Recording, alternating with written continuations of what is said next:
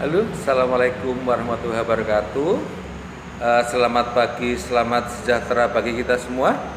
Semoga kita semua diberikan kesehatan oleh Allah Subhanahu wa Ta'ala. Walaupun masih dalam keadaan pandemi, maka kita harus tetap semangat mengikuti pelajaran. Dan tidak lupa, Pak Edi selalu mengingatkan untuk selalu menerapkan protokol kesehatan, yaitu satu, pakai masker, ya. Kemudian dua, cuci tangan. Yang ketiga, jaga jarak, jangan sampai terlalu dekat dengan orang-orang yang berkerumun. Nah, untuk pelajaran selanjutnya, anak-anak saya mohon untuk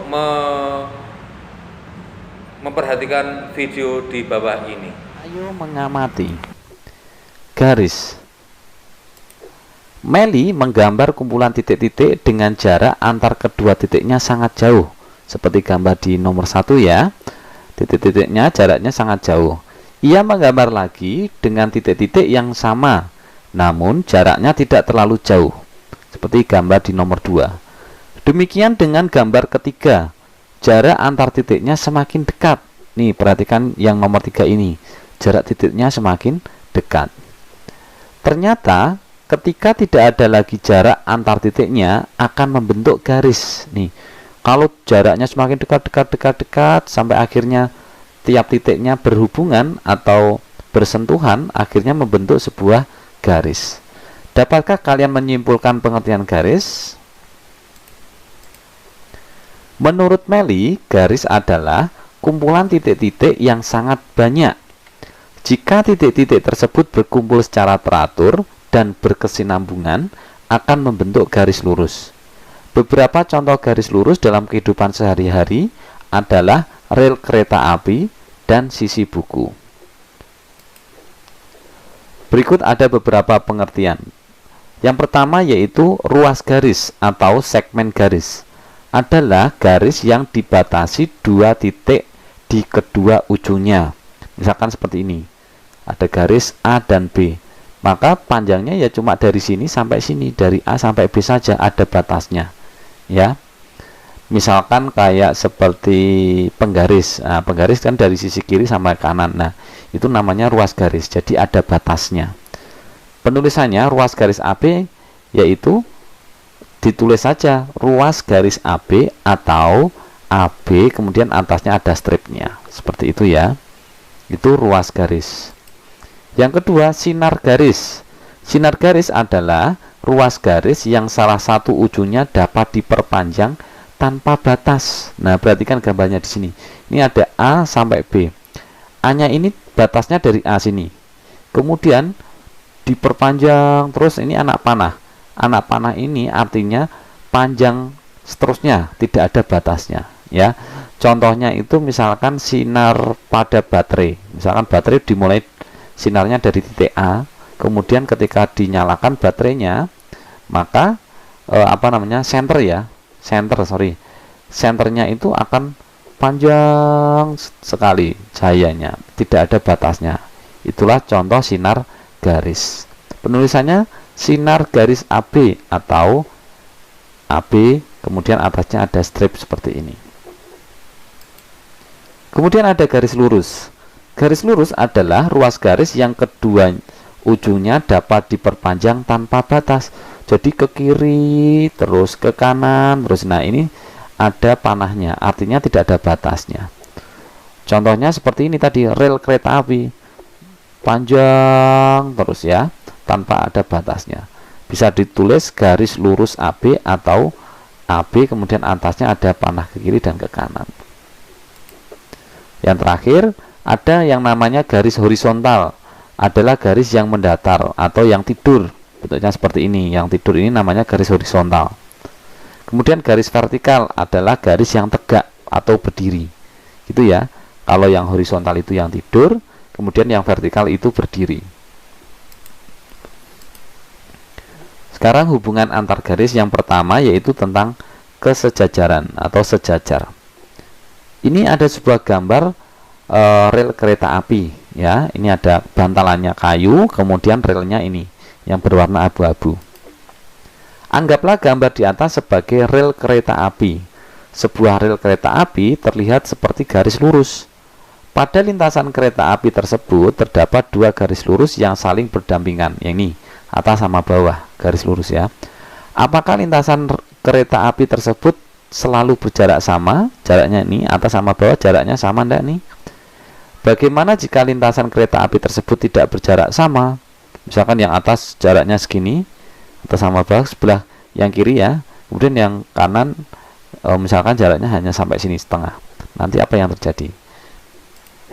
Jika jaraknya berubah, maka kereta api tidak bisa melewatinya. Dua garis yang berjarak sama dalam satu bidang datar dan tidak pernah berpotongan, meskipun garis tersebut diperpanjang sampai tak hingga, dikatakan dua garis saling sejajar.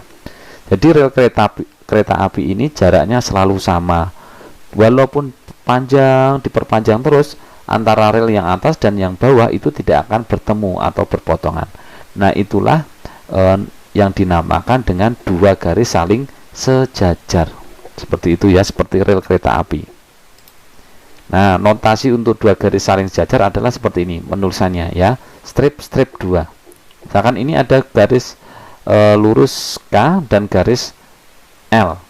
Nah, garis K dan L ini sejajar, maka penulisannya seperti ini, K strip L. Ini artinya K sejajar dengan L, seperti itu. Kemudian yang berikutnya, hubungan antar garis yang kedua yaitu berpotongan. Perhatikan gambar kincir angin di bawah.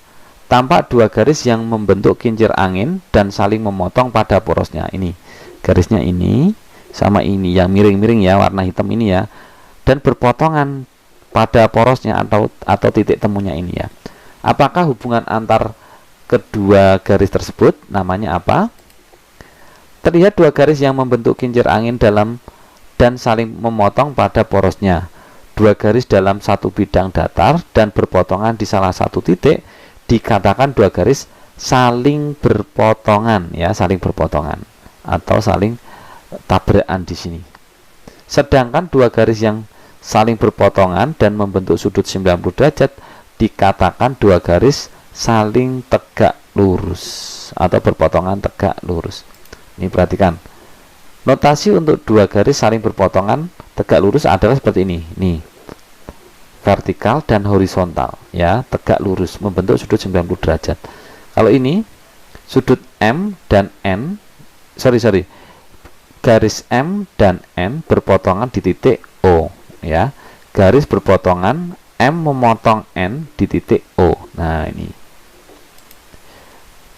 Kemudian di sini ada garis P dan garis Q berpotongan di sini.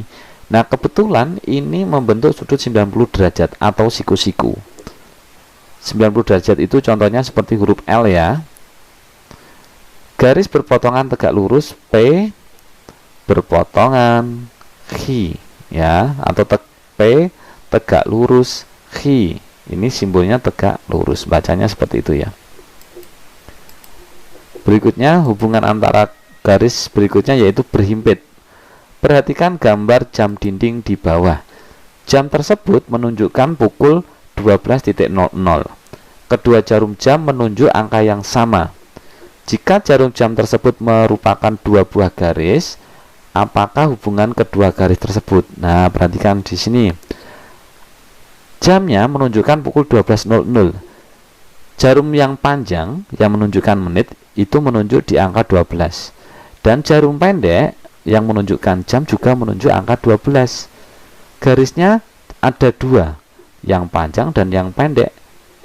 Nah, inilah yang disebut berhimpit ya.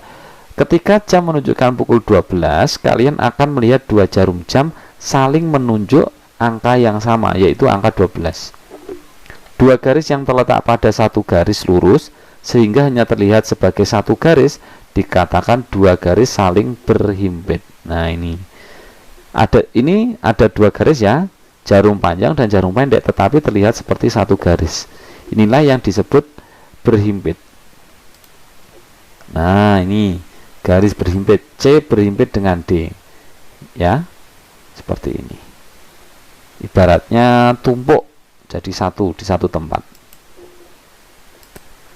Nah, untuk latihan soalnya, kakak sudah menyiapkan 3 butir soal, nanti bisa kalian kerjakan di rumah. Kemudian hasilnya bisa kalian diskusikan dengan kedua orang tua kalian atau bapak ibu guru di sekolah.